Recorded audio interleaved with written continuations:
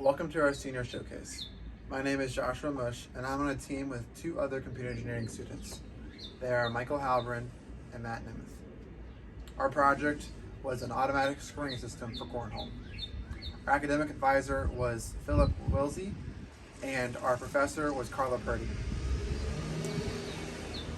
During this time of COVID, we have placed into place a mask mandate for all of us to wear masks when we're together and to also keep a distance of 6 feet apart. During the shooting of this video, we are all wearing masks except for the person speaking and keeping a 6-foot distance, and the camera is on a tripod to keep that in place. Due to COVID restrictions, we have not been able to fully implement the project to our initial requirements, but we have implemented future work and are all going to stay together and keep on working on this project after our senior year has been completed. So into the project. Have you ever been playing Cornhole and either lost track of the score or not been able to keep track? That's what we are aiming to fix. We have placed little RFID tags into each of the bags, and then we have arranged an array of about 11 RFID antennas on the back of the board. So when a bag lands on the board, the RFID antenna sends a signal back to the switch sends a signal to the controller board, and the controller board sends a signal back to the Raspberry Pi.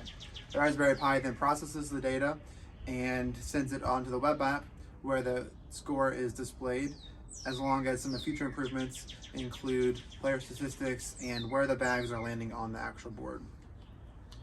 Now I'm going to throw it off to Mike, and he's going to talk more about the hardware design. Thanks, Josh. Hello, everybody. My name is Michael Halloran, and to start off with the senior design project, we found some documentation online that depicted RFID multiplexing. We decided to reach out and contact the engineer from Texas Instruments behind it, Mr. Joshua Wyatt. Throughout the development process, he was very helpful in helping us come up with the size, shape, materials, and circuitry to design all the antennas we have on our board. He was also pivotal in helping us create the circuitry for our custom PCB boards for both our controller board and our switch board and the tuning circuit boards.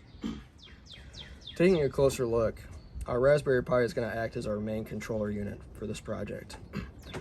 It's going to host the firmware and the web app. That firmware is going to use the SPI protocol to send a command to our RFID reader board. The RFID reader board is then going to generate the correct RF signal to go out and pull the unique ID from the RFID tags that are embedded inside of our Cornhole bags. That RF signal is going to travel through custom coax cable to our RFID switching board.